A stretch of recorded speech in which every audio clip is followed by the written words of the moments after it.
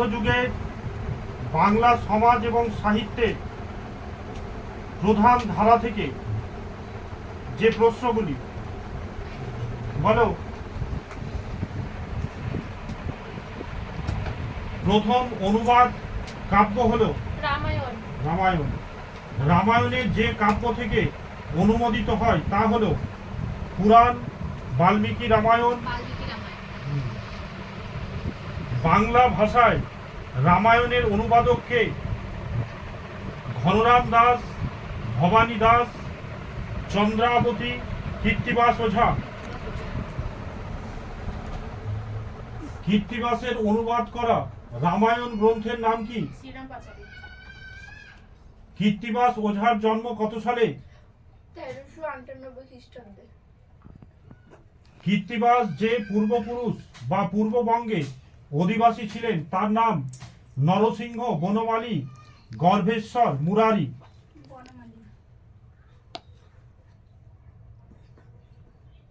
হ্যাঁ হ্যাঁ। কীর্তিবাস ওঝার পিতার নাম বনমালী।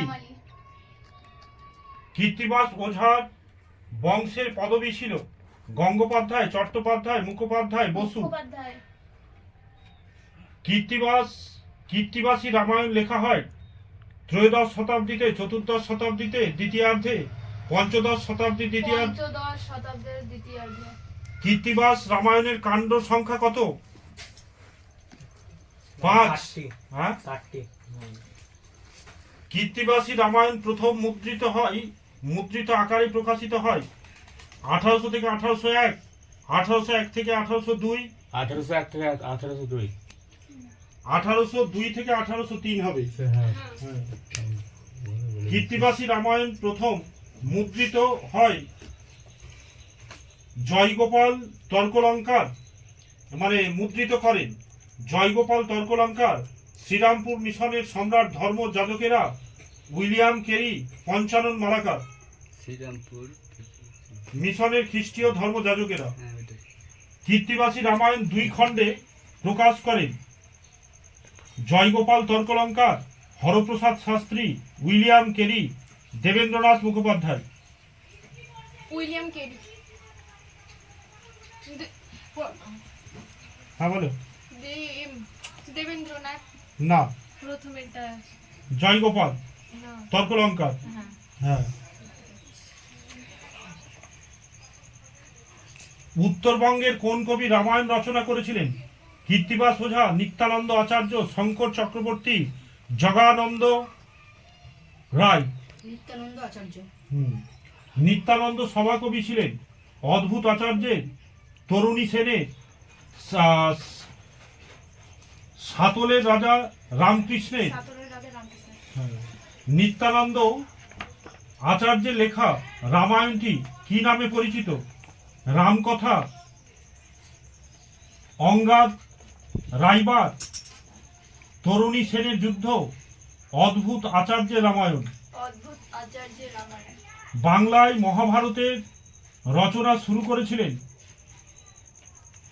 আনুমানিক 50 শতকে, আনুমানিক 16 শতকে, 7ম শতকে, চতুর্দশ শতকে, 16 শতকে। মহাভারতের আদি অনুবাদক শিকর নন্দী, রবীন্দ্র পরমেশ্বর, সঞ্জয়, গঙ্গাধর সেন। হ্যাঁ,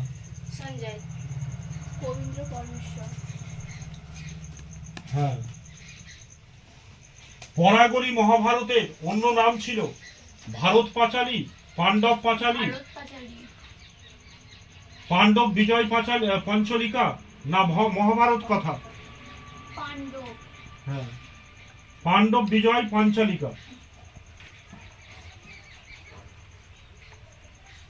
ছুটি খান নাম ছিল হুসেন শাহের পুত্র, নসরত খানের, পরাগল খানের পুত্র।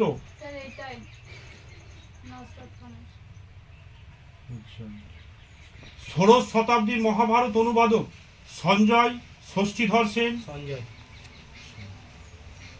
অষ্টাদশ শতাব্দীর মহাভারত অনুবাদক কাশিরাম দাস, সঞ্জয় শঙ্কর চক্রবর্তী, নিত্যানন্দ ঘোষ। শঙ্কর চক্রবর্তী। কাশিরাম দাসের জন্ম হয়েছিল বর্ধমান জেলার ঝামটপুর গ্রামে, বর্ধমান জেলার কো গ্রামে, বর্ধমান জেলার সিঙ্গি গ্রামে, হাওড়া জেলার পেরো গ্রামে। বর্ধমান জেলার সিঙ্গি গ্রামে। কাশিরাম দাসের পিতার নাম কি? কমলাকান্ত, কৃষ্ণ দাস, গদাধর, বনমালী। কৃষ্ণদাস। কমলাকান্ত। কাশিরাম দাসের পৈতৃক উপাধি ছিল সরখেল, অধিকারী, ওঝা, দেব। ওঝা। দেব।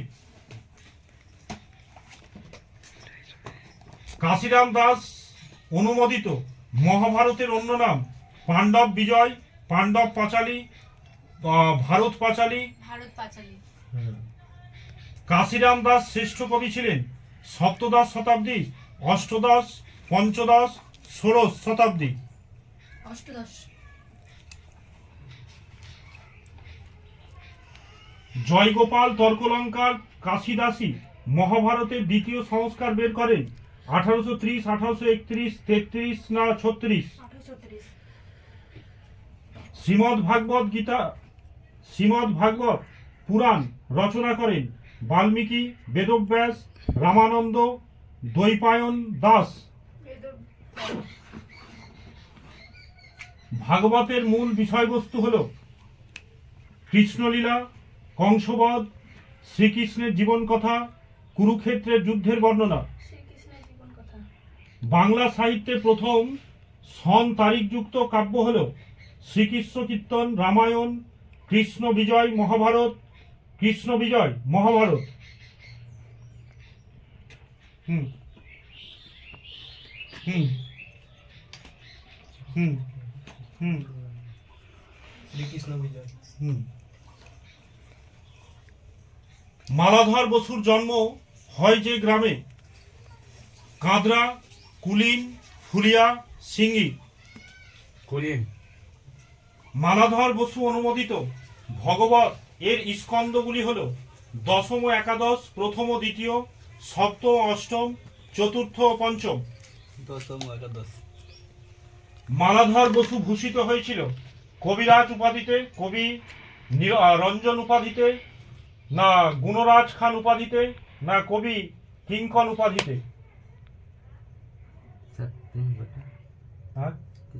হ্যাঁ, গুণরাজ খান উপাধিতে। শ্রীকৃষ্ণ বিজয় কাব্য মালাধর বসুর রচনা 1395 থেকে 1402, 1398 থেকে 1402, 1399 থেকে 1402, না 1400 থেকে 1405? 1399 থেকে 1402, না 5। 1395 থেকে 1402। কোন গ্রন্থটির নামে দুজন কবি ভাগবতের অনুবাদ করেন? শ্রীকৃষ্ণ সন্দর্ভ, শ্রীকৃষ্ণ বিজয়, শ্রীকৃষ্ণ মঙ্গল, না গোবিন্দ বিজয়? শ্রীকৃষ্ণ মঙ্গল। দ্বিজমাধবের গ্রন্থের নাম গোবিন্দ বিজয়, শ্রী কৃষ্ণ মঙ্গল, শ্রী কৃষ্ণ বিজয়, শ্রীকৃষ্ণ সন্দর্ভ। শ্রীকৃষ্ণ মঙ্গল। রবীন্দ্র উপাধিকে ব্যবহার করেন পরমেশ্বর দাস, পীতম্বর দাস, কাশিরাম দাস, না গরাগল খা? পরমেশ্বর দাস। আমি তোমাদের ছোট ভাই, আমি বারবার বলছি আমার বাবার কমেন্টগুলো তোমরা করো, 99% আসবে। ও তোমরা অনেকে ভিডিও দেখছো কিন্তু লাইক আর সাবস্ক্রাইব করছো না। তোমরা লাইক এন্ড সাবস্ক্রাইব করে আমার বাবার চ্যানেলটাকে একটু এগিয়ে নিয়ে যেতে সাহায্য করো।